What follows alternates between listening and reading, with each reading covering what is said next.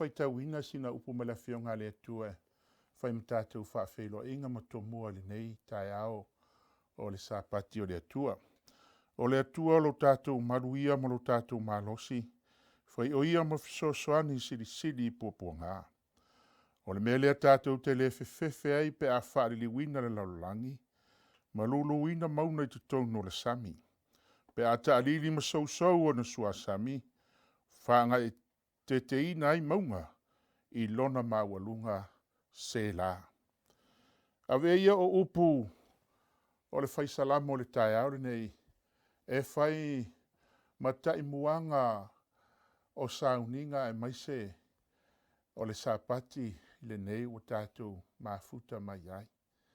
Avea o se tātou whaafeiloa inga I le atua, le tamā, le atua le alo, ma le atua le anganga pa ia.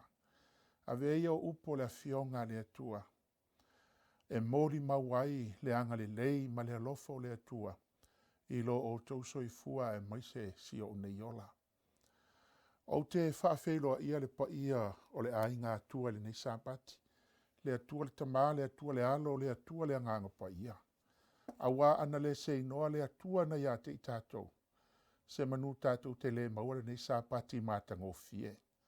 Ave ia le suafa manu māloro tātou whaola o Yesu Keriso. O ia o le Prestene o le Ekalesia asofitu Samoa tuto tasi le lalulangi. O te whaafeiloa ia tuai. I le taitai ao tātou ngāruenga. Sunga ia pasa wili. Ai maise o le Faletua ia tiana ma le nofo alo. Wha mālo whaafitai. I lo o rua soifua maua ma lo o soifua laulelei. I le tausinga le atua. O la mātou te talo ia so uma. Whaafua loe le atua lo o rua soifua. A wāre te ino le whaau ma le ngāruenga le atua. Whaafeiloa I le autustusi sunga ia pārii. Ma le Faletua e maise o le teu oloa le sunga ia autuolangi. Ma le Faletua le nei Sapati. Whaamalo tau mo le ngāruenga le atua. Whaafeiloa I atu I taita imta ngaluenga o malavo ngaluenga Samoa I so se tawha. Malo lo o tō whaatoa ngaluenga le atua. Whaafeiloa I le ngalo le au whai ngaluenga a le atua o lo o tutui matangi olo. Whaafeiloa I atu I ate o tō le nei tai au. Ta mā, ti nā mā tutua, ti nā mā lolo, ma ta mā lolo, o alo ma whanau o le ekalesia le atua. Whaafeiloa I atu I ate o tō le nei tai au le suafa manu malo Yesu Keriso. Ai le whaangalo ina o e uasia si mai I ainga, ta māmatina o alo ma whanau. Whaafeiloa I atu I ate o tō le nei tai au le suafa manu malo Yesu Keriso. Whaaftai wa whaavanoa ina lo o tō taimi. Tātou te whaitau langa whaatasi ai. Tātou te vi I ai. Le alofa maleanga le leo le atua.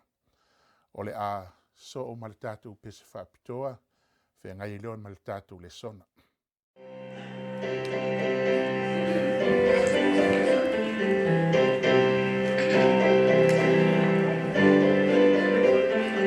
Ole, Galuega,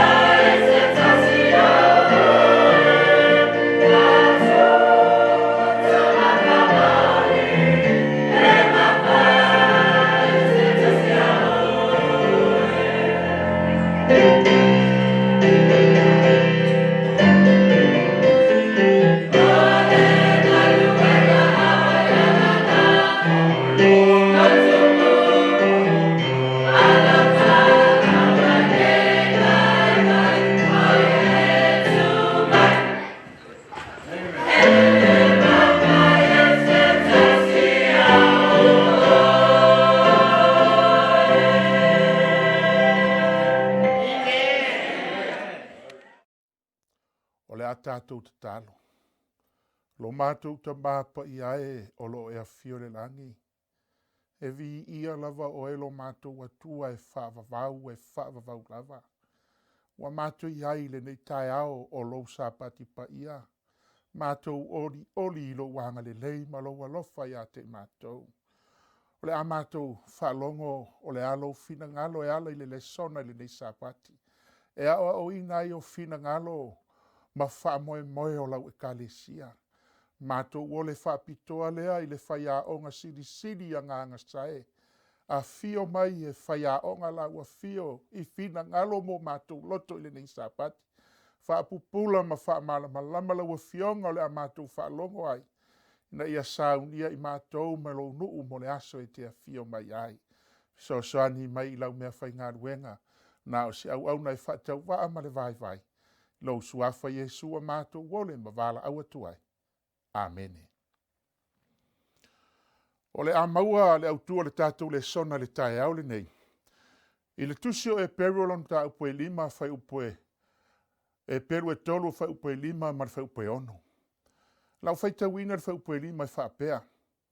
Na wha maoni lava mose i lona ainga uma. O le au na ia. Ina ia mori mau o ia i mea o le atala ina mai. Peita i ane o ke riso. O le alo ia e pule i lona lava ainga. O lona ainga i tātou.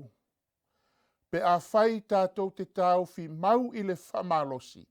Ma le mita i le whamoe se i a o i le ngata anga. I le tu singa whaperetania e whapea le whai upu. But Christ as a son over his own house. Na whai maida o whai upolo iai. Whose house are we?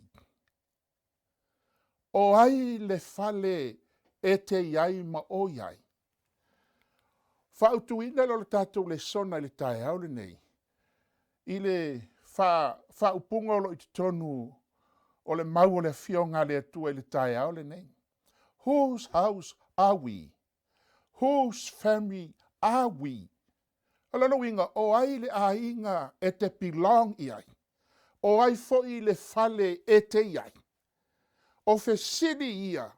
O le ama whai o na whaamalamala ina i le tae au le nei. E ala i le fionga le atua o le a whaafonga iai. E lua vaenga o le tātou le sona i le tae au le nei. Te le mana o fo i whaumi umi le tātou le sona i le tae au le nei. Nei te ua e moe mai. A o lo o alu le tātou le sona. Lua vaenga o le sona i le tae au le nei. O le vaenga mua. O Yesu e pule i lona fale. Po o lona ainga. Po o le ata o lana e kalesia. Vaenga lono lua. O tou po o oe. O le ainga po o le fale. O fai e le atua. O manatu ia tā ua e lua i le tae au le nei. O te manao e au mai e whaamala malama i nai. Ia le tātou le sona i le tae au le nei. O le vaenga mua po le manatu mua i le tae au nei. O Yesu e pule i lona fale po o lona ainga. Po o le ata o lana e kalesia. O na iai leo le fesili e whapea. E whapea fea o na o iai i le fale po o le ainga o Yesu. Pe whapea fea o na ta uau o le tangata o le fale o Yesu. Po o le tangata o le ainga o Yesu. E whapea fea. La tatou o i le fionga le atua, i le maulava lea i le e peru e tolu, fai upo e ono whafonga. Pe a fai tatou te tao fi mau i le whamalosi. Ma le mita i le whamoemoe, se ia o i le ngataanga. E tolu a mea, e tolu mea, uanga i ai le vaenga mua o le sona i le tai au le nei. O le mea mua, tolu ta mea tāua e avea ai o e matangata o le fale, o le ainga o le atua. Mua, ta ofi mau. ta ofi mau. Fai mai le whaalinga le mtau pe toru whau pe suma le tasi whamtalanga Yesu. Ia e ta ofi mau le mea wai a te oe. Neia, nei a vea e se tasi lo pale. Pe whaoa e se tasi lo pale. Ta ofi mau. Ta ofi mau lea. Ta ofi mau le upo le fionga le tua. Na e whaafafonga iai. Na e whaalongo iai. Na mafu ai. Na avea oe o le tangata o le aingo le tua. Ta ofi mau. Ta ofi mau le upo le tua wai a te oe. Le afionga le tua wai a te oe. Na e whaalongo ai. Ta ofi mau. E masani tangata pe a oe. E pue ia le manu leo le manguki. E fiu e tuli le manguki e le mau na o leo tangata. Ua fai le mai le, ua fai nai ta mai pa waia. Ai tu ai to tonu pinati. Na sau leo le manuki tango atu lo na lima i to tonu o pinati. Ai toso mai fafo ua le mafai na mai fafo le lima. Ai sea langa o lai tau fi mau le pinati. Le ainga o le atua, a whai o e tau fi mau se pinati. Tai au le nei wha mamuru wale na pinati. A tau fi upo le fionga le atua. Na e wha fofonga ma e wha longo iai. Ai sea, whai mai le fionga le atua. Ia e tau fi mau le mewa ia te oe. Nei wha oe se tasi lo pale. E tā ua a o ia Yesu a o. Luko lom tau po suma le tasi na alanga ili tina i le moto tangata ia Yesu fai mai tina. Amu ia le manava na e whanau ai. Amu ia soso na e soso ai.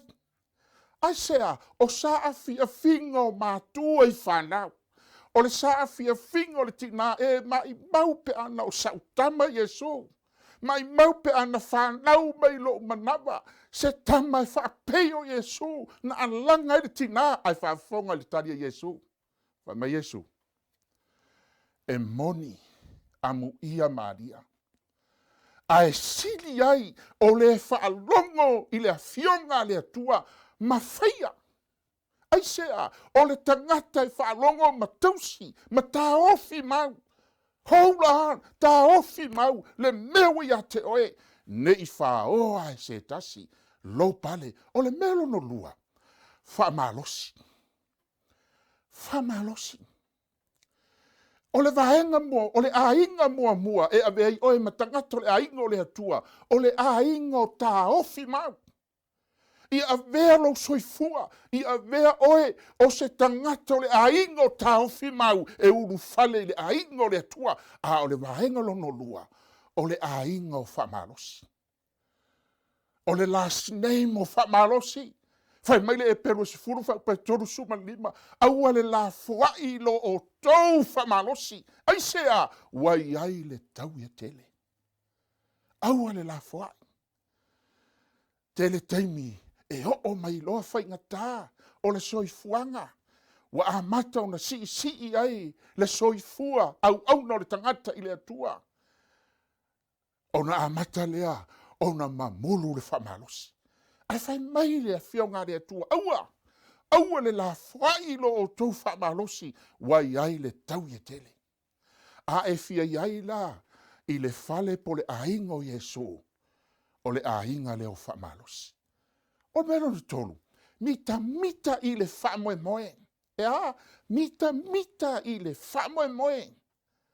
Kolose lom tau mo fa po lusu mal fitu me la apostolo o ke riso lea o lo o yate o tou o le fa moe le manuia le mitanga le na o se tangata ina ia avea Yesu o ia e fa moe ia i le ola e fa vau mita i le fa moe le ainga le na usoe ma le ainga o le atua le tai au le nei ia ingoa oe o le ainga o mita i le whamoe e avea i oe o le tangata o le ainga o le atua.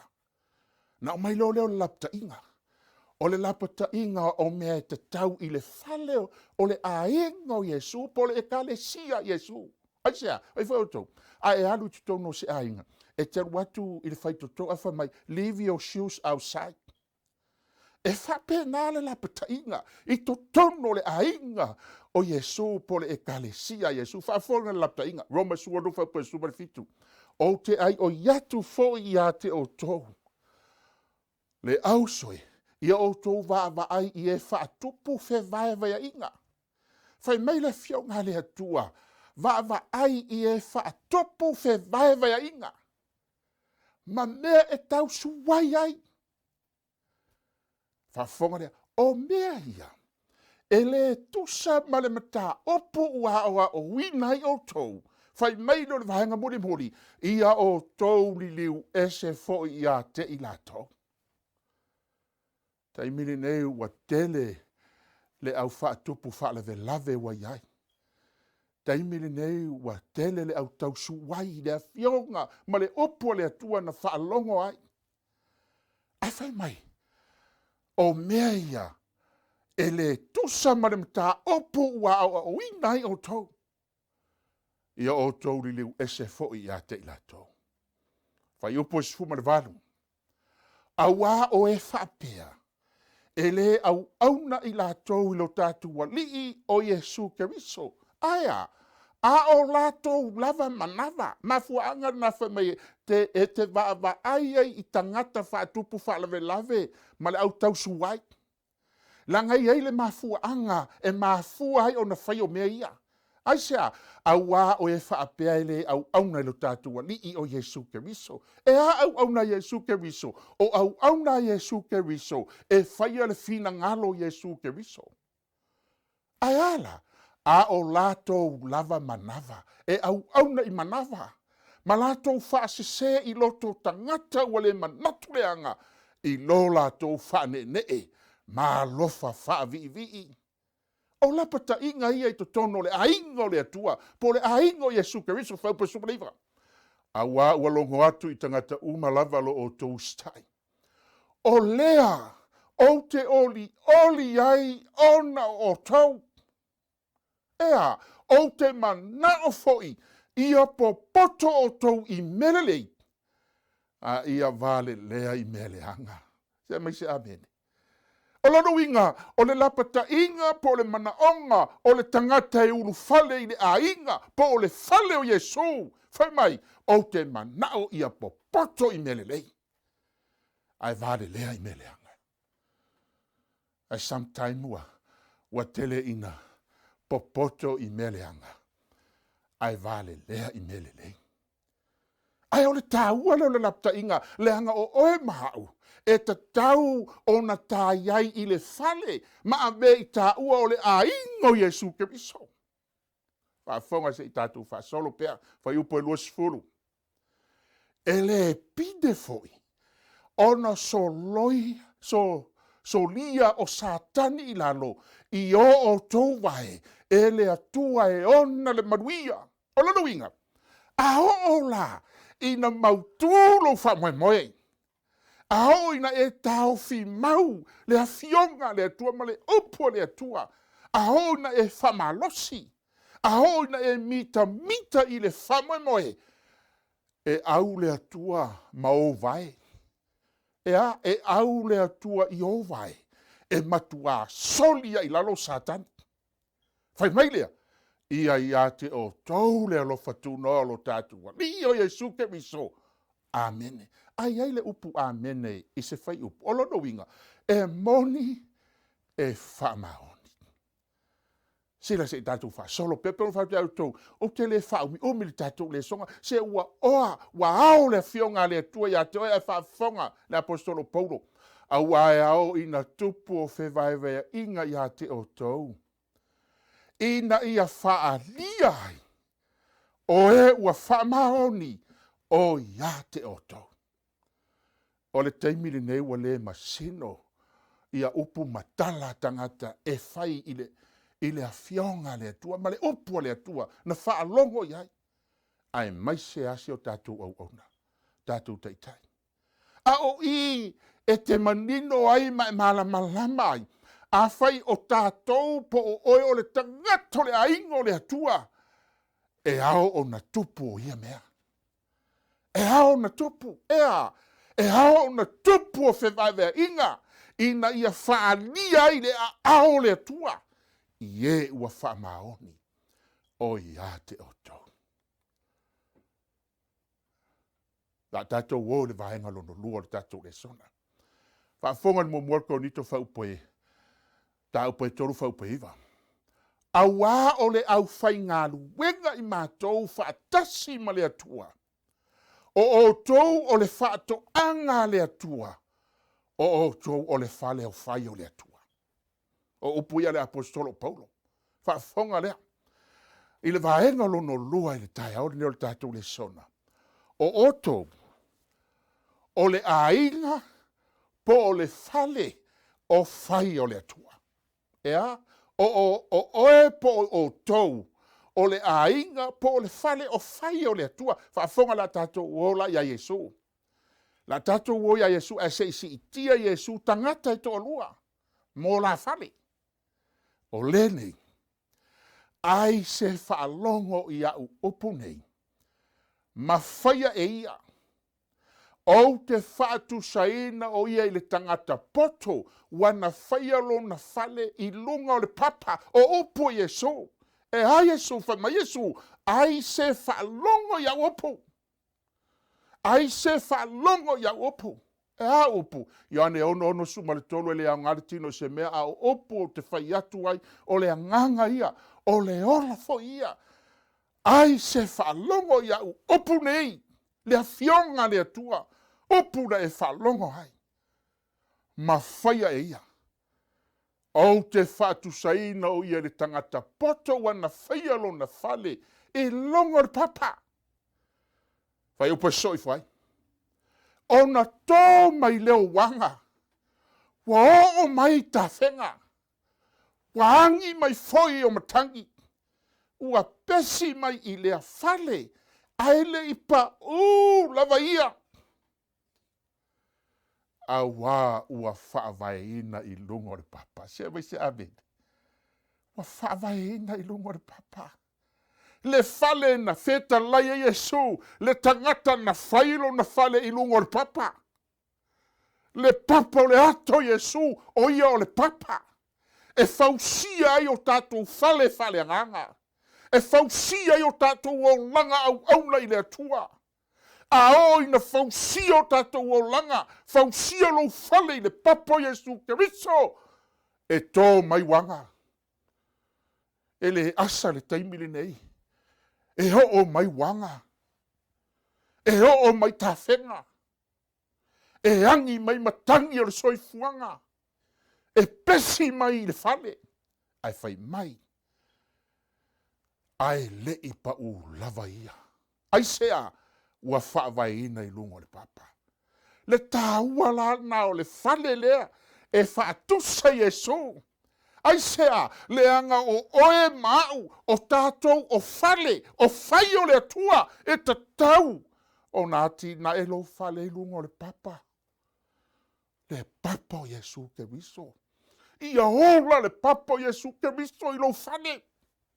Ma vei o le tangata o le fale o Yesu Keriso, o le tangata o le ainga o le atua, fausia i lungo le papa.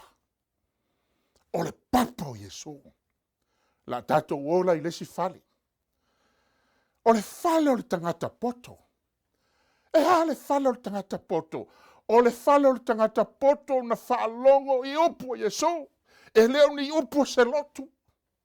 E leo ni upu se whaife au. Pau a le vaenga le whaife au, o le tau atu le upu o le atua. Ai fili o e po fefa wailo fale. Fili o e po fefa wailo fale. Ale the vesi nei le tangata i lungo ala ea. Ea, o le tangata na fau le fale i lungo le papa. Ea, e te le tangata whapena. Ea, e oli ma fia i le upu. Whalongo ia upu nei, ma whaia ia. O le se sengo le tangata e whalongo. Ai whalongo ai le manao e whai. Ai tāua le tangata poto lea. Wa ala wa taua Yesu le tangata poto. Le anga le tangata na whalongo i upu Yesu. ma whaia e ia. Whai mailo Iesu. E iei taime saua ia soleanga. E uia ina poto. E uia ina whau i le papo Iesu. Ai le asa maaso leanga. E le asa maaso e leanga. Tō mai leo wanga. O mai ta whenga. Wangi mai matangi. Wa pesi mai le fale ma le fale. Ai whai mai. E le ipa o lava ia. Ai sea. Na whaavai lungo le papa o le ato Iesu. Se me statu ape. Na whaavai lungo le papa o le ato Iesu. O le luinga mo oe moau. Le aingo le atua. Le ekalesia le SISDAC. A o e whaafafonga mai le tai au le nei. I lo leo o au ia o nao se pū mate. Wa nao se leo se pū mate. Ai whalongo i upo Iesu. O le upo te o lai. O le upo e sauni e oe malo wa inga. I le aso e fio mai Iesu. E le ngata e whalongo ai whai. O le mea whai mai Iesu, whai. E le whai e Iesu tātou loto. E le whai e tātou opo. Ai o le upo Iesu tātou te ola. Na whaavai e lue e lungo le papa. Le fale, lo fale anganga. Whaavai e lungo le papa. E ho mai wanga ma ta whenga i le pau. Le anga ua mausa le ia Iesu le papa. Whafonga i le si fale. Ai se whalongo i au upu nei. Ai le whaia. E whaatu saino i le tangata valea. Wana whaia lo na fale. I lungo le one one. To lua tangata. Na whaamatala Iesu. O lesi tangata wa whau le papa. A whai mai Iesu. Ai se whaalongo iau upu nei. Na whaalongo le upu. Hei le mana o e whai. Na o tala e whai. O na manatu a whai. O lona fia poto a whai. Whaafonga le i tangata lea. Whai mai lo le whai upa so i. O na tō mai le wanga. Same thing, o mea na o i le tangata le na whau le whale i lungo le papa o le ato Iesu. Na o ia te ia wanga. Na o ia te ia tawhenga. Na o ia te ia matangi. Same thing le tangata valea. Wa whau lo na whale i lungo le neone. Wa o mai le tese le atua iai. Tō mai le wanga wa o mai tawhenga. Wangi mai foi matangi. Wa pesi mai le whale. O na pa ua i lea. Ea. Ua ndoti pala hina lava. Le ainga o le atua le tai au le nei. Te le tau whaamatala ia te o tau le mea lo tupu. Hai o le ata ia o tangata e to lua. Wa au mai le tai au le nei. E iai tangata e leo o la longa o la tau leo. Ai oli le upu. E whawhetai le atua e ala i la nau auna. Na whaafafonga i le upu. O na amatalo na fausio la tau whale. I lungo le papa. Le atau Iesu Keriso.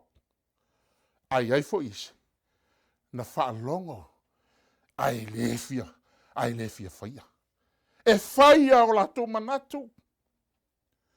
E whaia i o la tau loto. Ai tau i Iesu le tangata lana. O le tangata valea. Ea, whaafonga foi. O le whale o le tangata valea. Na whaalongo i upo Iesu. Na whaalongo le upo moni Iesu. A e whai iai. E whai upo iai. E le fia whaalongo iai. I le upo moni Iesu. A e le whaia. Ea, e loto leanga i le upo Iesu. E ino le upo Iesu. Mafuanga na ile fia fia ai. Langa e tele manatu. Tele le loto leanga. Ino le upo Iesu. E fai manatu le upo Iesu. Fai maile. Le fale lea na fai. Ilunga le oneone. O na manatu. Na fai i o na manatu. Na fai i lo na fia poto. Ai fai mai, e wha valea. Wa lua valea. A tauna fai mai e valea. Ae o manatu na o le tangata na fausia lo na fale i lungo le oneone na whaalongo lo oso.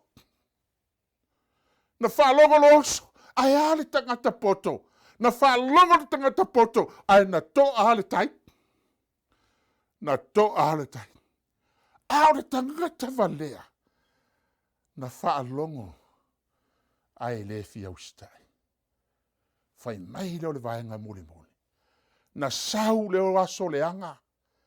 Same thing, wa sau aso leanga, wa tō mai wahanga, wa whaalongo ele whetaui mo na manatu, wa whaalongo le upo le atua ele whetaui ma na taritononga, ele whetaui ma le mea na ola ai. Tau tā whenga, hangi mai matangi, whai mai lor vaenga ialo, ona pa lea. Aisea, wa nuti palahina lava, leanga i valea. I wish o le tatala o le taia o le nei, le ahiko le atua.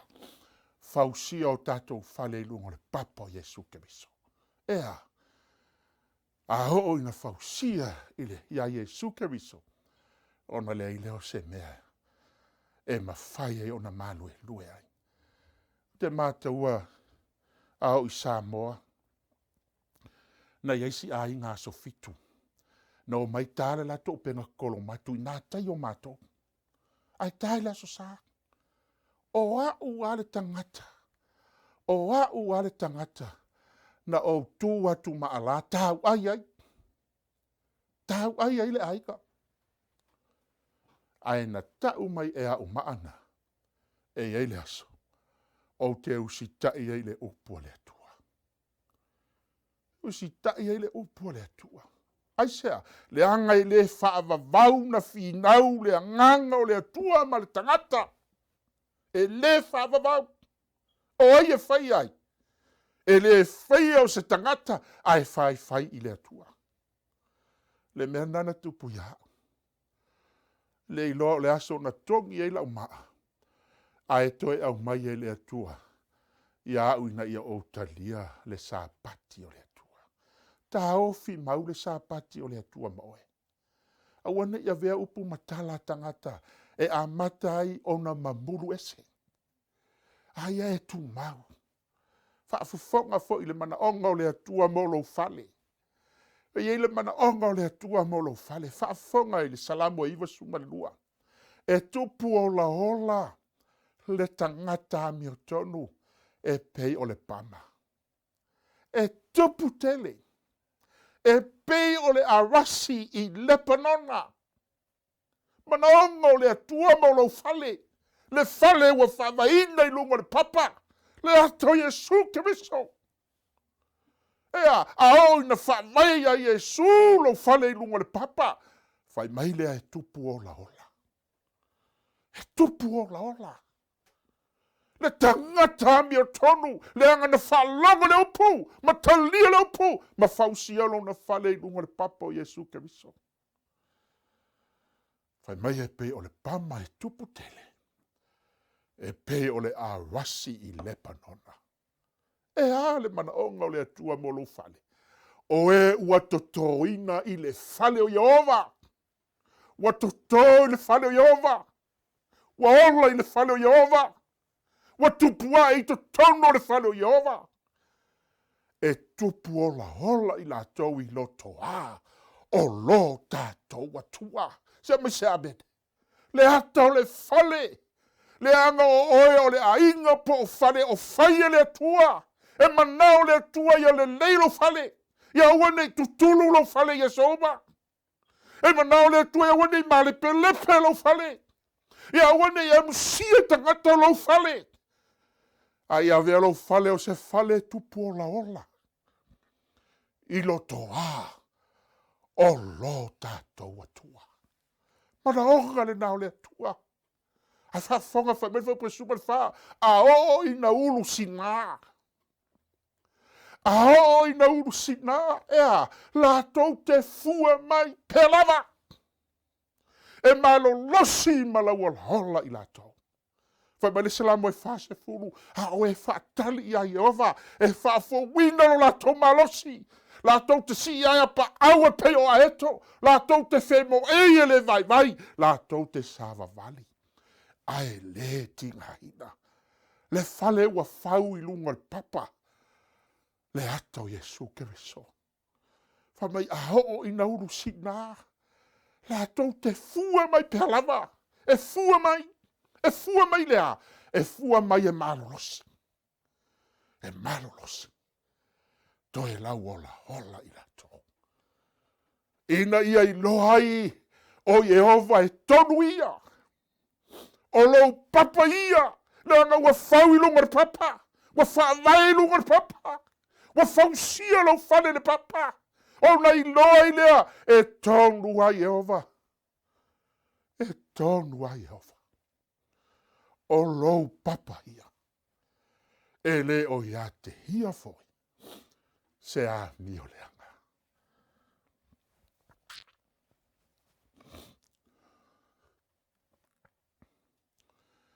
Mana onga o oe o le tangata o le ainga o le atua. O oe o le tangata. You belong in God's family. E moi ai tofu tātou ma ainga. Na e soifua ma o wola mai ai. Haure tai haole nei te mana o te watu ia te oe. O oe o le tangata. E te belong in ainga o le atua. O oe o le tangata o le ainga o le atua. Ro mai valu sumar wha. Awa o I lātou oma wata ita ina e le anganga o le atua. O ai I lātou na. O ata lii I lātou o le atua. Tangata e tai le anganga o le atua. Wa whaavai le whale lungo le papa. Le papa o Yesu ke viso. O na tai le anganga o le atua. Ai sea o ia o le ata lii. O ia o le awhawhine. O le atua. Le awhawhine o le atua. E whawhonga pia se I tātou whasolo. Whaupa suma Lima. A wawa o tau le maua le anganga o le polonga o le alai titi. Wa o tau le maua le anganga o le polonga. Tātou te leo toe polonga le angsala. Tātou te leo toe polonga le angsala. E toe fefe ai. A wa o tau maua le anganga o le alapoa. Wa o tau maua le anganga o le tamawhai. E a le anganga o le tamawhai. Tau te wala aua tuai. E ava oe le tamae. Ava le tamae. Ai sea, le ata o le tangata. Wa whaavaelo le whalelo o le papa o Yesu Keriso. E tai o le nganga o le atua. E whamatala le nganga o le atua. O ia, o le ata lii o le atua.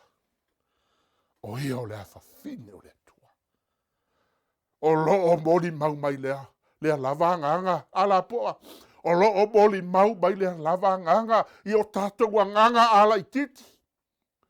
Moli mau mai le nganga pa ia I lo mawhawhau. O taimi o mai te olai. O taimi o mai te ngalue I le ngaluenga le tua. Wa whaavai lo whale le papo Yesu Keriso. E whamatala mai le nganga pa ia I lo mawhawhau. E o oe. O oe o le whanau I tātou a le tua. O whanau ai tātou le atua.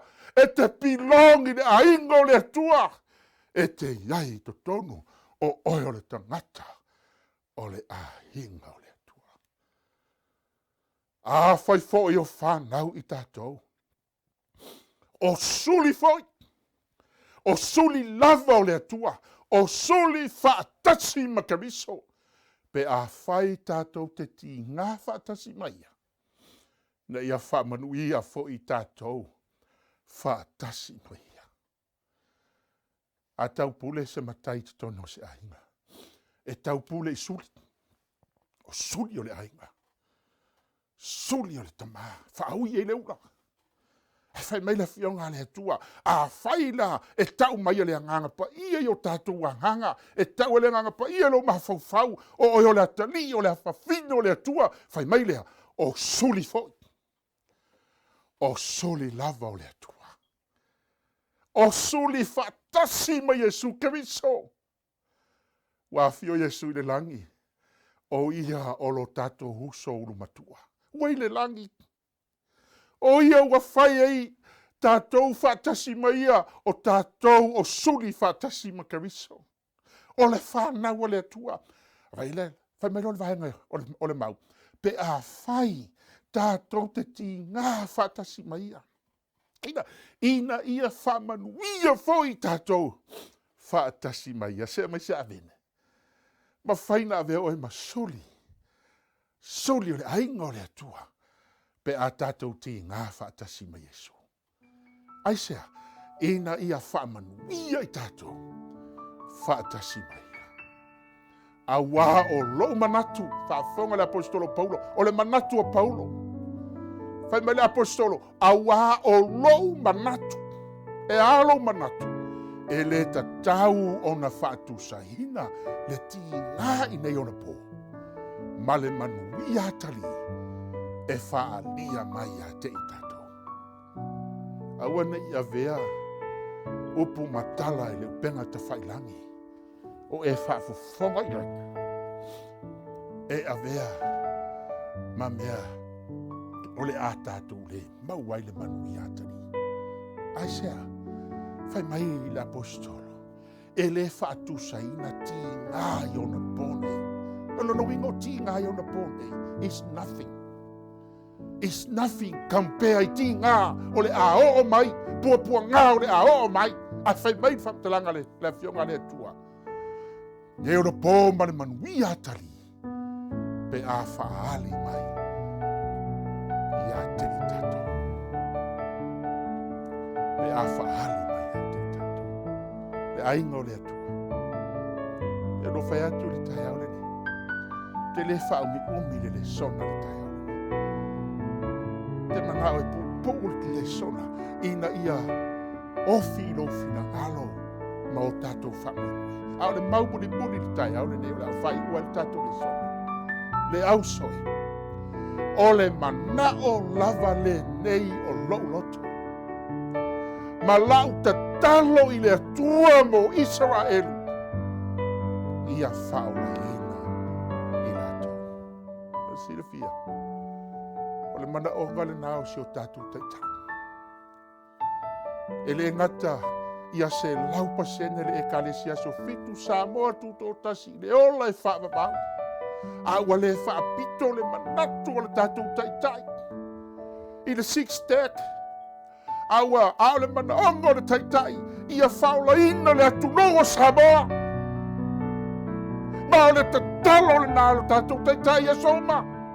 E mafua ina aru whiau longa o penga ta whailangi. Ai ita, ai tangata. Ma ita ile tunu o Samoa. A whai mai le manaonga le apostolo Paulo, e whapena le manaonga le kalesia, e whapena le manaonga le taitai. O le manao lava le nei o lo loto. Po o whea le mea aru i le apostolo i ngā ruenga le tua. A o le manaonga o lo na loto. Malana te talo ia so o mai le tua, mo lo na nuo Israelu. Ea. Ia whaola ina i latou. Lo ahi ngai le tai au le nei. O lau te talo ma lau te talo mo nai o tātou ainga. Nai o tātou ainga. Po o whea lava le meo iai Samoa ma so se i tu e whaore nei paneta o lo iai. Tātou te talo mo nai o tātou ainga. Tātou te talo mo nai o tātou tangata. Ina ia whaola ina. I le aso ia whio mai ai. Lo tātou whaola manu manu. O le vaenga mua mua. O Yesu e pule i lona ainga. Le ato Yesu e pule Yesu i lana e kalesia. Lua o o tou o le ainga. Po o fale o fai o le tua. Tou ainga po o fale le atua. Hei mai, na ielo le fesini wha au tua le tātou le sona le tai au. O ai le fale teia. Whose house are we? Tauna ia whamanuia le atua. Tai au i lau whawha. Ma ia tele le manuia mai le atua. Ono le suafo Yesu. Amen. Lau whainua le tātou le sona le tatau. Lo mātou ta māpa i ae. O ia fio mai le lana. pa ia lava o e whakawau.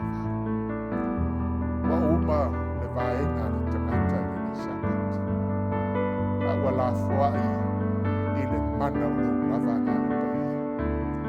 Le ia whapupula ma whaamala ma lama la wa fionga. Na ia ngoto ifo i le taele o ai ma fina ngalo la wakarisi.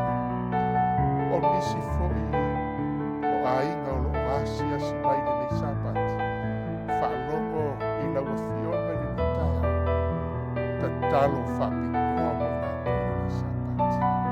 Ia iai la whaamianga mo lo mai. Talo whapitoa mo se matu matu mo Samoa. Aua nei manu malo le fini o latu loto mo latu fina ngalo. Aua nei ita ina le ti apolo latu manatu mo latu loto. Ai ua latu whaalongo i le wheau.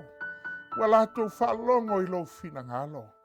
Mātou te tatalo i lau fio. Ia iai lo file mo ia i latu. Whaamanuia tele si o mātou te iao ao lau ngā luenga. Ia iai lo wanga le lei malo alofa. Whaamanuia i lau e kalesia i le nei Sapati. Sauniga o loo mua mai. Ona o lo suafa Iesu a mātou tatalo atuai. Amen.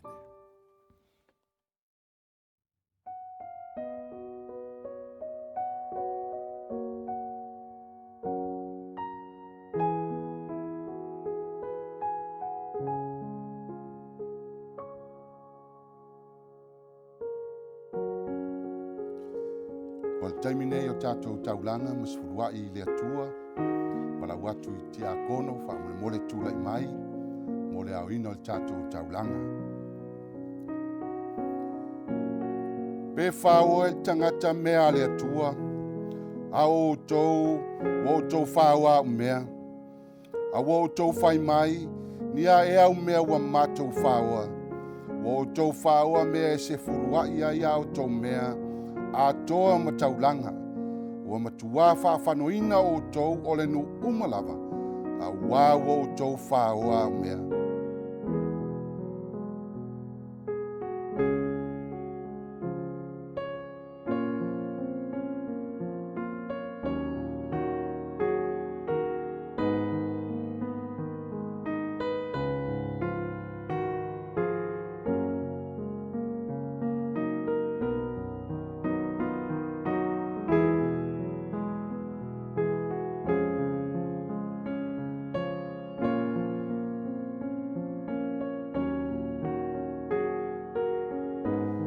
O le au warawina I tātou, le tātou tutulai, a o mai al tātou taulanga I le nei tae au.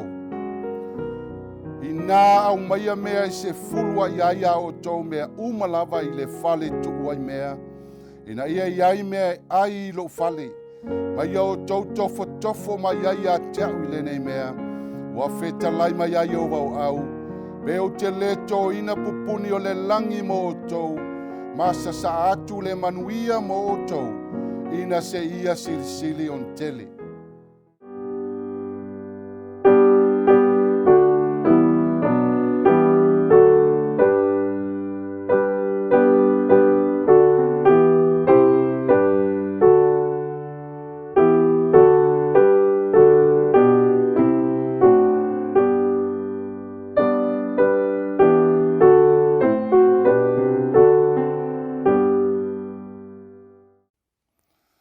Le atatou tatalo mo le taulanga. Lo mātou tamae o I le langi. Mātou te vi ia pea oe whaavavau. Mātou te whaafetai le nei tae au I au whaamanuianga. O mea lofa tele na e fo ina I lo nuu mai mātou malava. Whaamanatu ina ai lo mātou whaamaoni ia te oe. Ma lo mātou walo lofa ia te oe le atua. Ao le nei tae au mātou te ole le atua whaamule mole. Ia e whaapa ia mai whaamanuia I le nei taulanga whaamule mole. Mātou te ole na ia e te tala. Pupuni o le langi e sa saa mai au whaamanuianga I lo nuu. Whaamanuia I mātou malava. Ona o lo suafa Iesu a mātou wole wala au tuai nei. Amen. O le tapo inga I le atua le tama le alo malengang sai. Ua tala mai le langi le mamalu o le atua. Ua whalia fo e le vani monimo Galuega mamana. Alo tātou tāpa au o le langi. Ia vi ia le atua le tamā, le atua le alo, o le atua le ngangsai. Sa mua au ma muri au I lau soifua ma tātou ola. E ui na tātou sa vali se ala whita ma whaingita. A o le alofo le atua wafu ai o na e sila mai mo wawai atu. I le nei tai au fau o Sapati pa ia o lo tātou atua.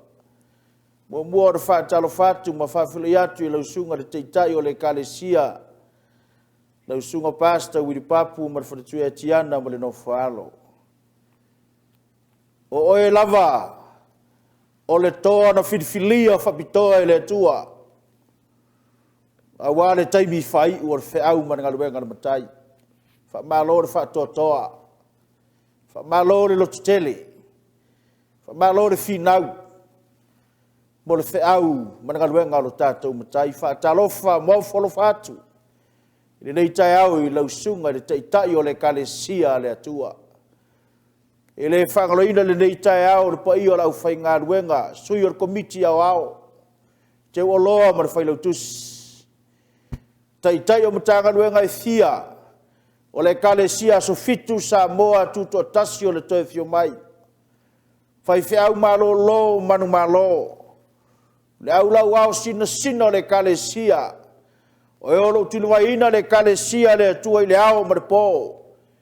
I to tonu a feafe, I to tonu o tātou ainga. Wha talofa ma wha whelo I atu I le nei tai ao le Sapati o le atua.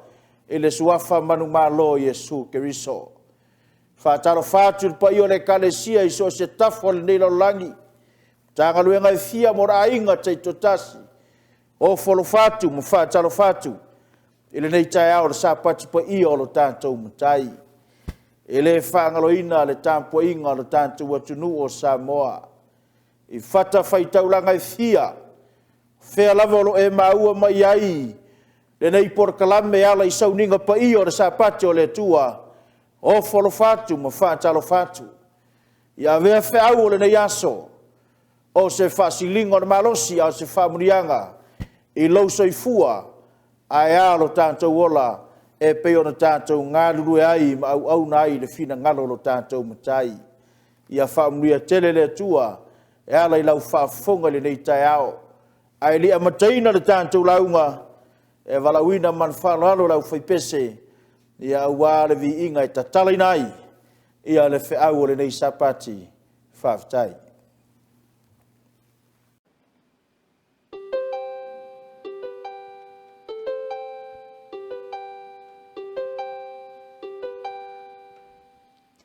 Purify my heart, let me be as gold and precious silver.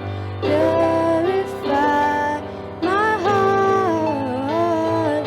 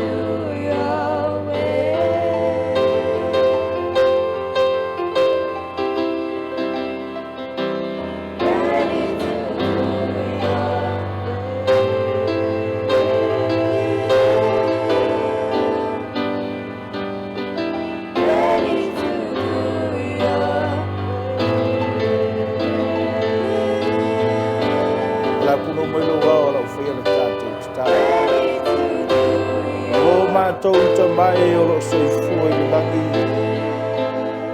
Ono whatali lo a inga I tawhai fio le kelope. O le a sa fina ngalo lau a fio e ala I lau a fio ngopa ia I le nei tai ao. Mātou ole le ngang pa ia oi o le whaia o ngasili. Se ia pa iatu, pa ifo, pa iane, pa imaia.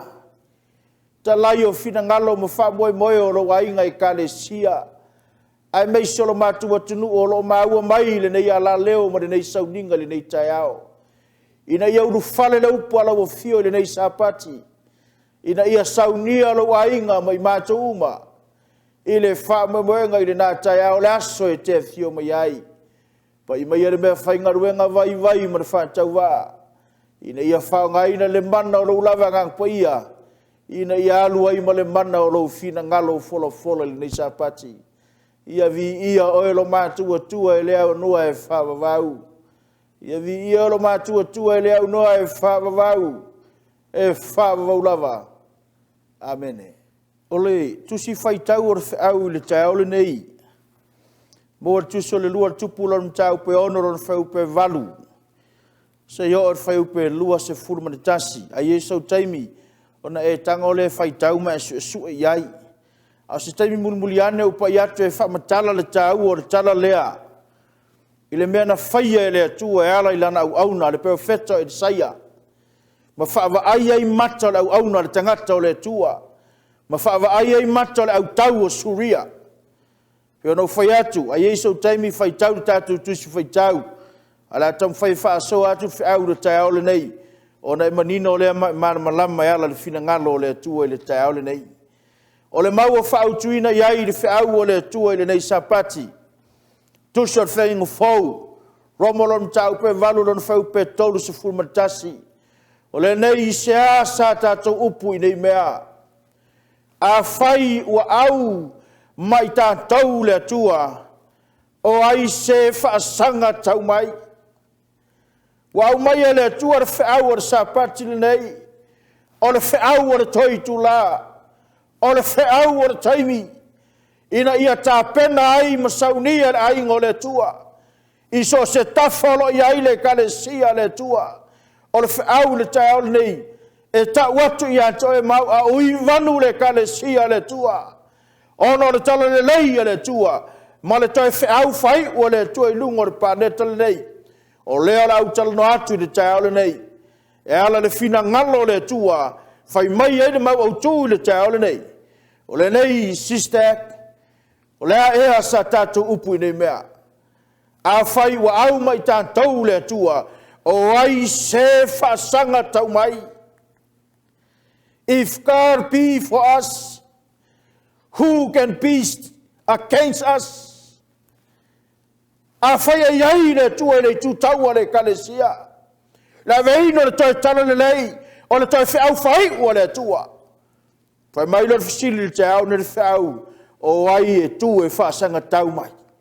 Te mana e tali a te oe mau le whiau le te au le nei. Whai mai le tali le te au nei. No one. If God's on our side, nobody can stand against us. Why? Not because of who you are. Who am I? Because of Jesus. O le tua. Ua au ma le kale sia le tua. O na le mawhaia le seisi. O ngā tu e whaasanga tau. I le whanau o le tua ma le whiau o le tua. O le sili le tai au nei aisea. O le au tu o le whiau le tai au nei. O le Sapati o le tua. SISDAC. Victories belongs to Jesus. SISDAC. O whea lava le te maua mai ilo leo le Sapati nei. Pe fuli mai le lalolangi e whaasanga tau le whiau o le tua. Au te mana e tau ia oe mau o le Sapati le nei. E to e whamanatu ai. Walone e silofia. O le manu malo e le ona oe mau. E le malo le tangata ilo na malosi. E le malo le tangata le poto. A o le iai o le tua i le kalesia. O na manu malo ai le o le whiau. Ma le tau o lo tau nei. Whamai o lau tua whiau Sapati nei. SISDAC, my family. Victory belongs to Jesus. O le manu malo o le iai o le tua. Na mana o le te au nei o tātou te wha solo. E tasi al fasili o te mana e te tala i whiau le te au nei. Whamari fasili. E whape whea o na whamaunia. E mai le atua le manu malo. E whape whea o na whamaunia. E mai le atua le manu malo. O le tau o lo tau nei. Ma le veino le tala le lei ma le whiau whai o le tua. La tātou wha solo le whiafi nei. Ia le lam tau pe fumale ono o le whau pe tolu se fumale tolu. E maua fo i o tau o le pua ngā i le lalangi. A ia o tau loto te tele. Ua o manu ma lo i le lalangi. Ua le au maia se upua se evangelia. Ua le au maia se upua se profeta. A se apostolo i whenga ingo fau. A le upua Jesu Karisto lava ia. Ua wheta laitu sa o le tua le whanau o tangata. Po le whanau whitwhilia le tua. E maua o tau o le pua ngā i le laulangi. Ai whai mai le whina ngalo le tua le te ao nei. Lo ua inga pele le SISDAC. Ai o tau loto te tele. Ua umo no manu maa lo i le laulangi. Ua umo no whatau nuina Jesu Karisto. Le ata ma le tau lango le manu maa lo. O le ala wa saunia ma ta pena Jesu Karisto. E tau mai ai le whanau o tangata. Po le whanau whitwhilia le tua. O a maunga o a vanu. Wa umo na manu maa lo Jesu Karisto i le ala le o le a tau iai. Tolu waanga o le whiau te aole nei.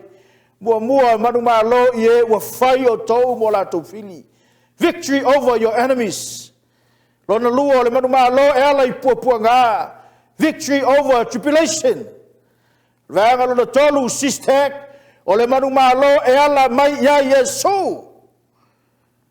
Or victory belongs to Jesus. O la tātou wha solo i le whiau de Sapati nei. O le waanga mumua. Manu maa lo i e ua whai o tau mo la tau whili. Victory over your enemies. Te lo tau au whai tau nei vaiaso mene na vaiaso. I le tele o ko meni a tangato le kale sia le tua. I le mea ua vātau ai nei Samoa i so se tafo lo langi. Ono la veino le toi au muli le tua. Tasia le upuna vai ai pray for your enemies. Love your enemies. Ai sea. Pa wafu i ele oe mau. E lo se whiau oe. E lo se whiau au. E le o sautala le lei. E le o sautala le lei. A o le tala le lei a Jesu Karisto. Feta live na fionga pa ia le tua lau whai evangelia. Ma te olo mtau pe lua sumana valu. A lona whai pe sumana valu suleiva lua sfolu. Fa mai mtalanga tis pa ia. I o tau ate whai o nuu uma lava masao. Ma papa ti so atu ia te ila tau. I le suafa o le atua le taba. Ma o atu ia te ila tau. Le whiau o le tala le lei. Le fionga pa ia le atua. A le mea silo na tau e tau le kale sia pele le tua. Fai mai fa mtalanga le fionga pa ia le tua. O te iate o tau. E o lava ile ngata anga le lalangi. Po a maunga o a vanu e ui ai. Le whanau whiwhiria le tua.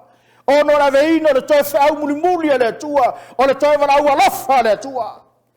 Whapena iai le nā tala lei le taimi o noa. Whapena iai le tala lei le taimi o lota malana vā malana whanau. E whapena foi o na toi iai le tala le lei muli le tua. E alu i lungo le planeta. E whatusaino le whiau angelu e totolu. E whele lei le tauloto ino le langi. E alanga le whiau ma le leo tele. E alanga le whiau ma le fefe. Po le ola, po le oti. E fili, e tū ma le upo le tua. Pe inosia, pe itangia tangata. Au mai le whiau le tua le te aole nei. SISDAC, victory over your enemies. O ai e manu malo ai. Nā tātou wha solo le whiau le Sapati nei. Lua tupula mtau pe ono le whiau pe sumale ono. O le mau lea o lea sa fai matusi fai tau o le tātou launga. Mana e whapupu atu. O le upo eni saia na fai lana soa tau po le lana wauna. Whai mai le upo eni saia ina ua vai atu le tangata, le au auna le tangata o le atua le tai au. Wa si o mia le whale.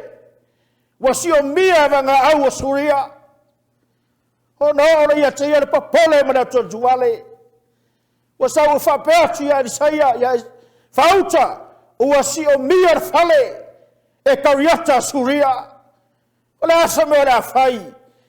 Whafonga whamtalanga tuspai e no ta talo eni saia i le tua. Ma talo eni saia mato lan soa tau. Whamailopo eni saia.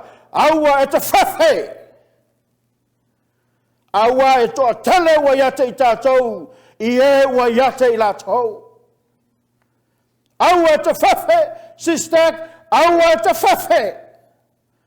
Fai mai from tananga tuspaia, awa e toa tele, e toa tele, e toa tele wa iate i tātou, i e wa iate i lātou.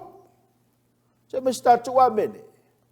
E toa tele, whafonga from tananga tuspaia, e se le tāua. He replied, do not be afraid, for there are more with us. E iai au ele mawai e mato tangata. A tonu te waifa i o tafa, e le toa tele ni tangata lau e kalesia, e le toa tele ni tangata lau mtanga luenga, au te mana e tau ia oe, aingo le tua le taole nei, whai mai na upo e saia. E sili atu na tele au o le langi leia i tātou na i loo lātou. Aisea, a wafo i e leo sautala lei, e leo sautala lei. O le tala le leia Yesu Kariso. Whapeila na whai mai Yesu tuso mātai o, e lua sumana warwhau pe lua sifuru, o te iate o tau, e o lava ile ngata anga o le lalangi. Po a maunga o avanu, o umore wheta lai Yesu o te iai iate o tau. O le pui pui a, e toa tele ua iate i tātou na ilo la tau. Salamo e wha sumana whālo na whau pe fitu. O le whai salamo a koru lena tusi e ina le tusi lea. Te mana e te tango e whai tau mai lava whai mua mua e tau mai whai pe fitu. O na e mana malama le whai pe fitu. A whai mai whai pe fitu. A wawe e whaola lava i ate i mātou. I e ita mai i ate i mātou.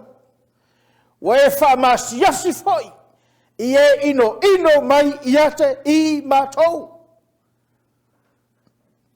Ko si fio kou le kalesia le tua. Whamarum taranga tuspai e tusi o anarum tau pe suma Lima. Whau pe suma le ono i whaasole foi laro. A whaia ino mai le nalo langi i a te autou. Wa mua na ino mai e te au na ilo autou. Lea ngai leo sautala le lei e leo sautala le lei.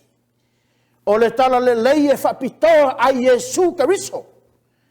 E si i taua le tangata la langi. E si i taua he le malama i le tala le lei. A wa umana walo ia le whamtalanga le whai Salamo i le taole nei. A wa e whaola lava ia te imatou, i e ita mai ia te imatou. Wa e whamasiasi foi, i e ino mai ia te imatou. But you give us victory over our enemies. But you give us victory over our enemies. Ai na vatua le manu malo, i e whai o ma umola tau fili. O le atua. Le atua na le whai mai le ma o tū le taole nei, o le asa upu e whai. A whai e au i tātou ma le atua. O ai se e whaasanga tau i tātou. Whai mai whamtalanga le tuspa i e nobody. E le ai se tase e whaasanga tau i a toi mahau. Whafonga whamtalanga le tuspa ia, pui si. Ua tatalo ma le anapongi o le ki le nao le manu malo. Te mana e te whai tau le tusi no le lua no whai ngā tupu lo le mtau pe lua sifulu. Alona whai mua e tau ar whai pe lua sumna wha, e le statou teime vai ai. E alu e whai tau ma e sua i ai. O le tala le teimi na sii mai le tau a suria. E sau e tau ma yo se fatu. Ma le nuu filfili o le tua. Fai upe tolu fa mai mtaranga tuspaia ina wa whaalongo Iosefatu le tau wa si mai. O le mea mua na whaia Iosefatu. Na ia wha maalosi masa ili le tua e ala i le tatalo manana pongi. Awa o le tatalo manana pongi o le ki le na o le manu maalor taua. Whaftai le taitai au ao le kalesia. Lausunga Pastor Winnie, whaftai. Whaftai i lau langa o melelei. Whaftai e lau se taitai tu lau e whatala lei o le tiute. Wa umai le aso ana pongi ai le kalesia wao. O whono tatalo i le tai ao. O lotua fiafi to tonu aiga. Aisea, le ngai pau le nao le ki o le manu malo i le kalesia. Wa nao le sulu i le tu e ale tatalo mo loi mata. Tuli vai mo loi mata. Ana pongi e tu inatu inu mo le tua. Ina ia whaalia le mana whaiva vengo le tua. O le mea le nana mua whaia Iosefatu. Whalango i le taita inga a le tua. Whai taur whai upe suma le lua, o whai upe se furu ma le lima. O whalango le nuu, po le asa wheta lainga le tua, a le asa upo le tua. O le taua la le pui ti le tai le nei. Le kalesia le tua SISDAC. Whamasani nei whalango e ala le taita inga le tua. Si fio tō le teimine ia tātou. I le tauna toi whalango i lo malos. I le tauna toi whatala le, i le asamo i le tua, i le ao mara pō, ma aso uma mai tū la le aso. Aisea, a wa sau le whini lo na marosi. E ngata ai lo na marosi.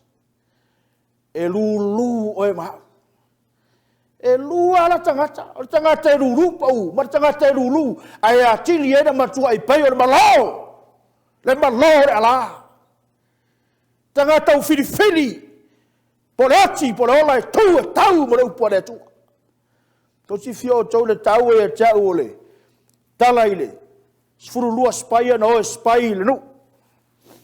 Sfuru no mai ma le tala le anga. Ai na le toa lua no mai ma le tala le lei. O le tau ala i e tau whamtalanga tangata leo kalepo ina u whaalongo atu kalepo. Ua mui le nu.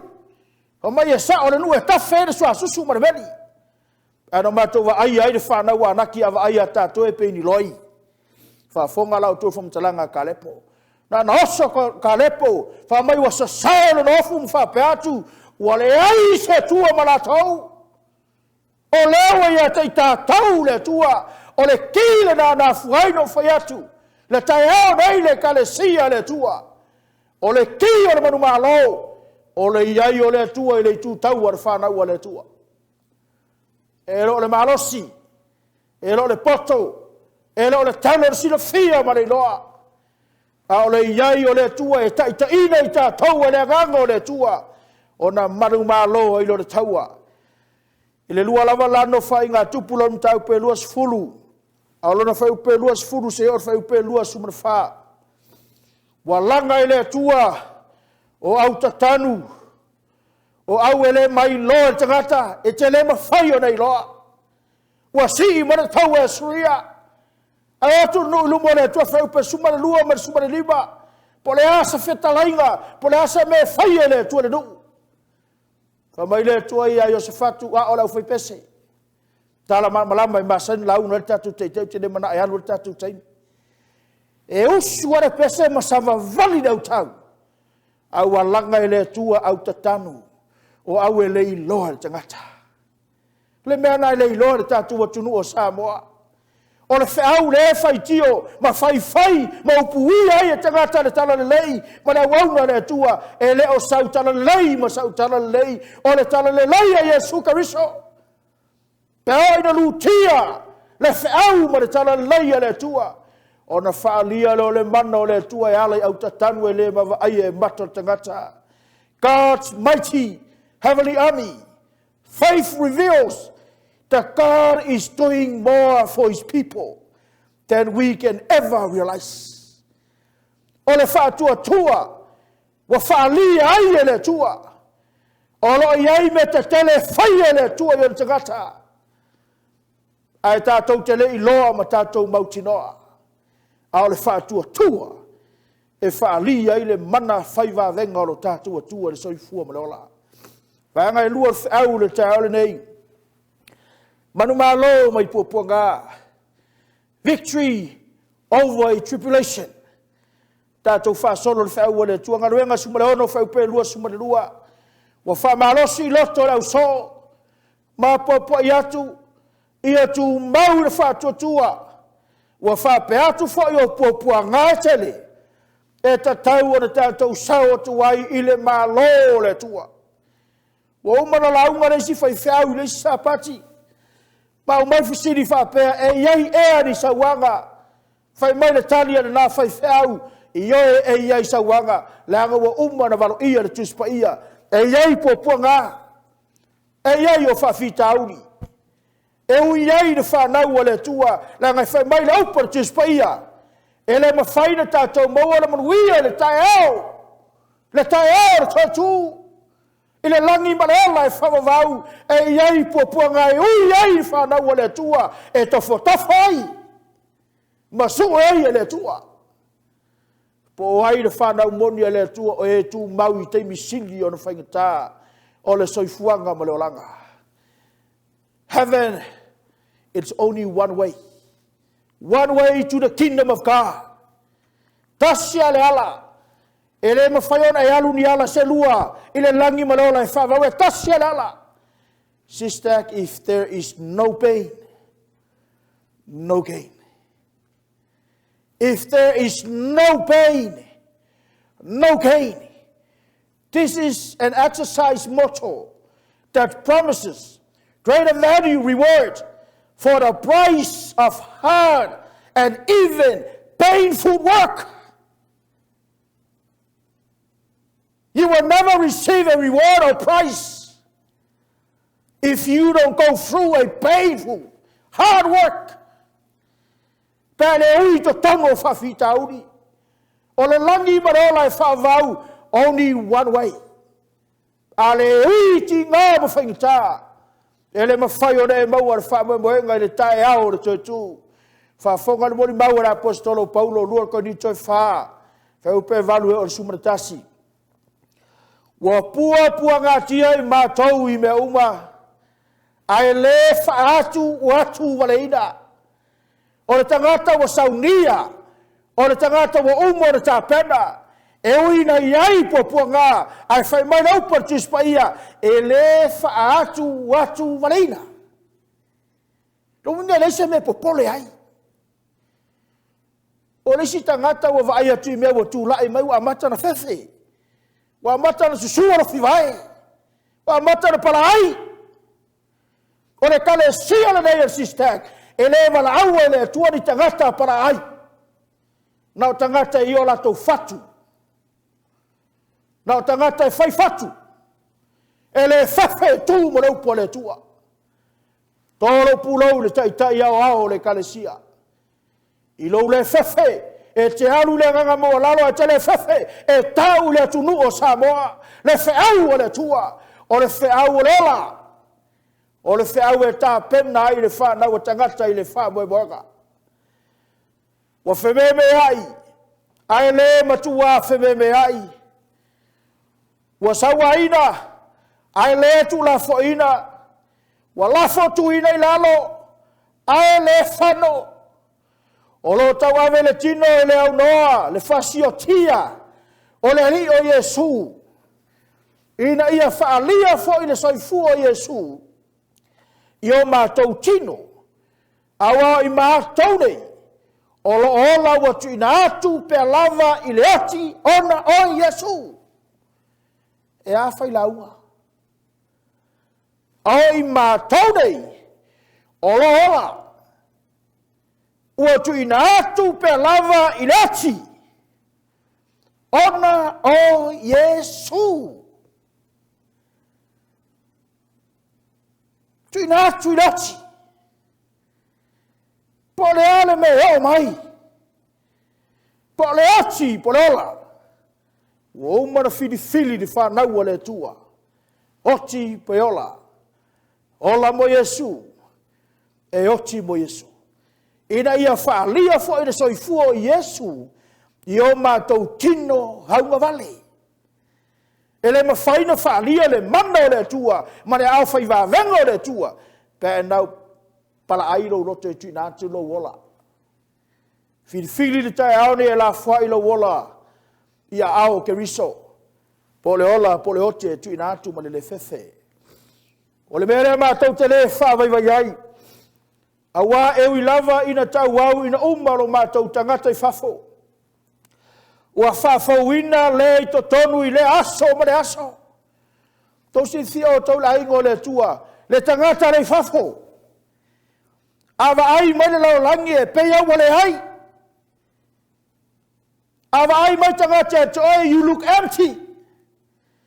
But inside, o le tangata i to tonu, me whamanau para apostolo Paulo, e renew day by day.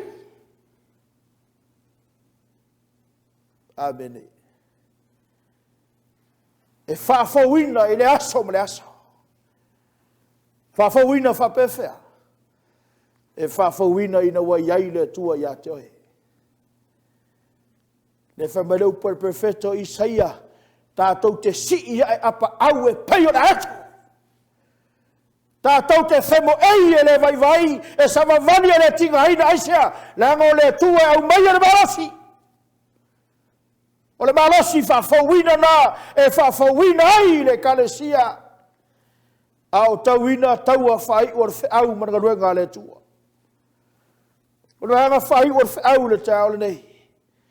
SISDAC victory belongs to Jesus. Ina watu lai mai whawhita auli ma vai atu le vevesio le lalagi. Le vevesio le tatu atunu o Samoa. Vevesi ai sa, vevesi ono le tala le leia Yesu Kariso. O le upu filfilia le atua. Paua lor whauna mai e le atua e lo ma fau e ta pena ai le Sapati nei, fa mai la gago le atua, ta watu le SISDAC so se tafo lo lagi. O le manu malo, ma le alo le manu malo. E le o lo tali ai le tangata. Ao Yesu Keriso ina wa iai Yesu i le kalesia. Wa iai Yesu i le wainga. Wa iai Yesu i ato e mau. Ona alai ona e manu malo ele ona oe. Ai ona wa iai Yesu Keriso i lana e kalesia ma tātou folaunga. Lua no whainga tupula mtau pe lua se fulu. Ao lona whai upe se fulu ma Lima. Whamai na upo le atua ile nu ufitfili o le atua. Awa ele olo o tau tau le nei. Ao lo le atua. Melo te mana e tau ia e mau le tau nei SISDAC. The battle is not ours, but God's. Elo se taua ta taua le atua. The battle belongs to God. Belongs to the Lord. Le taua ta vita ma koriata. E rua tu ta vita le tala mana malama vai mai koriata fa mai. E te o au e se uli e te sauai. O au e se uli e te sauai fa pena. E leilua e koriata lo ia i ova le tua ia ta vita. E ai taime underestimate e tangata oi ma. Ai ai le tua ia oi ma. Ona mawhaia le ona manu malo mea tātou te whaia. Le kalesia le tua, the battles belongs to the Lord. E leo se taua o tau. Whamane upa le tua, ia se fatu mana nuku filfilio le tua. E leo se taua o tau le nei, a o lo le tua. Ma fuangana na langa i le tua, au tatanu e le vaai e mata. E sa vavali nu ma pepesa i lunga na maunga, ai oti i tua na maunga, wa whala tangata o suria aisea. Wa langa e le tua au, ma fasio ti ai, o fili o le nu o le tua. O le kila, o le manumalo, o le atua wa o le atua e hana taua. Pe suma lua me feu pe suma tolu. Wa sii ma le taua suria. Le la tatu toia o ma i le tusi lea, sa fai ma tusi fai tau or au sa pati nei. Lua tupu lona matau pe ono. E la tatu whasolo na wawaile iai. Hau pe sumare lua, sumare tolu. Ua si mare tau a suria. Hau pe sumare wha, sumare lima. Ua si o le ai. Ma ua papole na au na tangata o le atua. Ke loko. Le anga papole vale tangata. E le o iai le atua. Le anga papole vale tangata. E le o iai le atua. Ai ona iai le tua ia tu ele ai se me te popole ai fa fonga la o tola fa mtalaina le tau nei na rua tu tangata le ona tangata le tua va ia tu fa wa si ole ai si ole fale ana sawa fa tu saia ola ni kariota fila e ola ni kariota tangata tau le si ole fale te perfume go kong ta kalolo e saia le tua Nana uma ta talo e saia le atua. Tangu e saia talo mata o lan tamalea. Nana uma na talo mata to e watu vai atu. Wasi o mie au o le langi. Wasi o mie kariota afi. O vai ngā au o suria. E tau mai ai. Ile au ngā tangata o le atua. Ma tangata tau o suria. O le atua e anga le taua. E se le tangata lau o mai o sfai. Se se. E oi na si o le ai. Ai langa i le tua. O au filfilia le tua. Feu pe suma le ono, suma le valu. Wa whaalia le matau tia o le tua. O le mana whaiva venga o le tua. Wa whaalia le mana o le tua. Wa iloa ai e suria. Ma iloa le aunga tangata o le tua. E le mawhaina la foina le tua. Na ole ta o tia e ma o te au le ai ngole tua.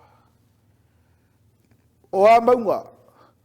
O a vanu ta te ui ai. O a whawhita auri.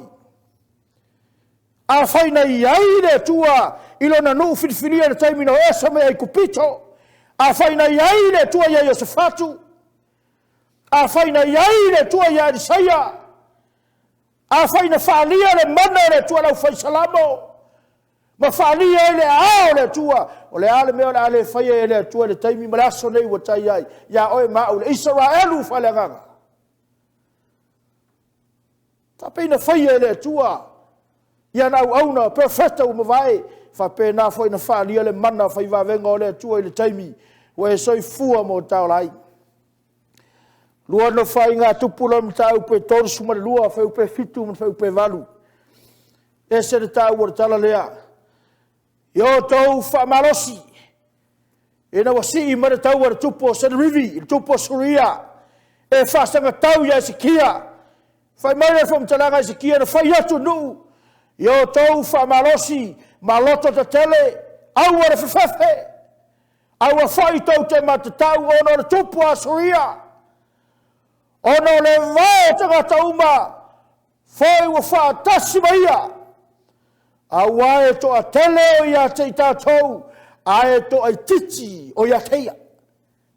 Whapena uma leu puna whai e risai e lana wauna. Whapea uma whai leu pua whai e se kia i le nuu whiwhili o le toa.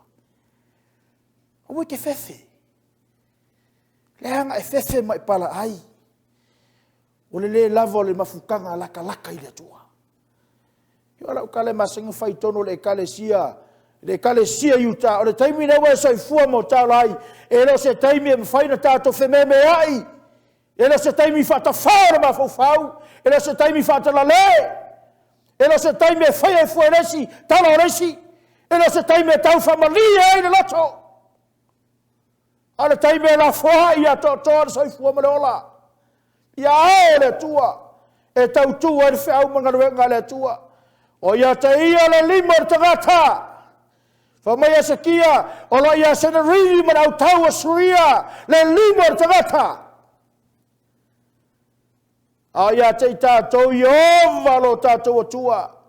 E whasosoani mai a te tātou, ma tau ai o tātou taua, wa whaalongo longo foi, wa whaalango longo foi le nu. I upo e Sekia, le tupo yuta. Ese le tau or au le deitai au. With him, is an arm of flesh. But with us is the Lord our God to help us and to fight our battle. Hui ngai le kau oi. Kai pe uma do pura fai aku le ko ya Mose. Mose fai aku ro Israelu. Nga ku ku ma fa lolongo. Ai se kau le ku ma Israel. Se kau le ku wa fai e wa ku Yesu Keriso ma puruvanga o le nu filfili o le tua ai tau mai kupito na fa lolongo a. Pa o tau le tua e fa pena le te mi le la tato wo ia. O e matua se lau pasene le tali tonu o lo ma fau le kale sia le tua.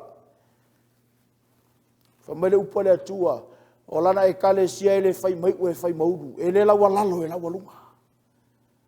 Pe fa sanga tau i ele la langi. Pe fuli mai maunga. Pe fuli le tunu. E fa sanga tau fa ua le tua. Mana veino e talo leia le tua. Te mana e ta wati a te mau. Le kale sia le tua. Olo ia le limor tangata. Olo ia te la tau le limor tangata. Olo ia te ta tau le ao le tua. E fiso soani e tau inai o tatu taua. Yo tau wha malolosi. Ma i o tau loto tele. Awar whawhe. Awa e to telo ia te ta tau. E to i titio ia te ia. O ia te ia le limor tangata. A ia te tātou i ovalo tātou atua, e whesosoani mai i ia te tātou, e tauina ai o tātou taua. Whamasino lom tāu pe fitu, ale whai tau o tala maramalama, o le tala ia ki tiona, mai na whilwhilia e le atua le au tau. O le au tau o le atua, e le o le toa tele, a o e fai o lato lato. E a fai launga. O le au tau o le tua, e le o le tō tele, a o e fai o lato lato. Fai o lako loko. E kau ai. E lua tangata tusi la whamasino la mtau pefitu, le mena mana o le tua ave su e lu. Tōrus furu lua afe tangata lo mai e tau na tau a mamaleka. Bitiana matangata mai sai. Fa mai le tua ki tona e toa tele nu.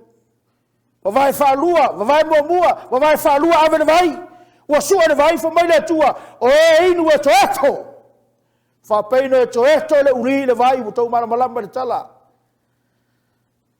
Le uri a o ne toeto le vai e pupula solo na mata po fela i on fili. Ma le tangata e toa tuli ma inu fao. O le tangata inu fao, ma le tangata inu e tato. O le tangata inu fao e mana o sei whamalia e lo loto. Ko si fio kou le kale sia le tua le te aonei. A whai o le te to tono le kale sia le tua po whera ma le kale sia. Le te ngalua me mta ngaluenga, le te au auna iai. A te mana e whamalia e lo loto. A malosi atu le tau tala le whai au, po le tai o le kale sia te le fia, a whai te mana e te whamalia e lo loto. Te mana e tau ia oe mau le te aonei, e ile aso e te alua se ai. Nga o lea kua e malia o tātou loto. Nga o tātou wafo le taime le tau whamalia e loto mwhina ngalo tangata. Wa lewa no tātou lotu, wa lewa no tātou auna, wa hoa le taimi. Ile te whiriwhiri e la whaila wola ma lo ainga i ao le tua. Pe te whiriwhiri e whasanga tau le upo le tua. Tangata inu whao, ma tangata inu e teto. E nao sina vai, ai popole loto o a mai le ainga, o a mai le kalesia, o a mai le whiau le tua, o a mai au na le tua. O lo ave ina le whiau mulimuli le tua. E soto e sumane lima lo feu pe tolu. O Iova o le toa la vaia. Vala o lo fa Yesu le tai au le nei. E kalesia le tua.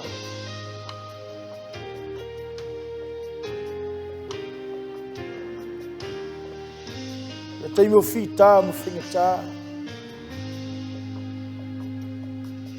O ele vai agora fa Yesu ila na ekalesi.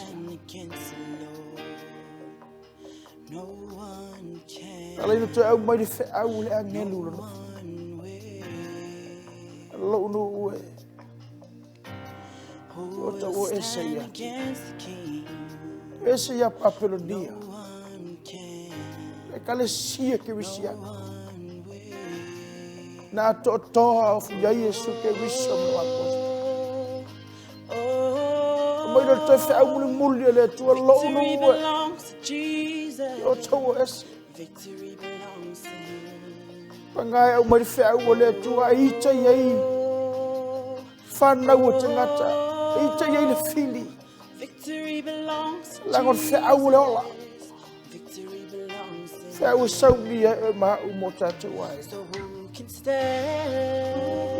Tu mo se fa to to ol to ngala wa pimo wala au. No one can. O ai e fia au mo yova. So who can stand? Ina sawia. Pena fo de tai au nei le kale sia le tu. No one will. Ai fo de tama mar tina mar fana u to tono lo living room. Tono lo ai. Victory belongs to Jesus. Au sa no fili no malos. Belongs to Him. E sua tia le tala le leia le tu. E lua tangata i le taimile nei. Belongs to Jesus.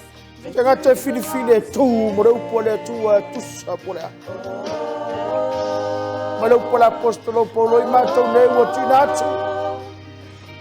Tinatu le oti ono Yesu Kristo. Victory belongs to Him. Ai ngo le tu le tai au le nei.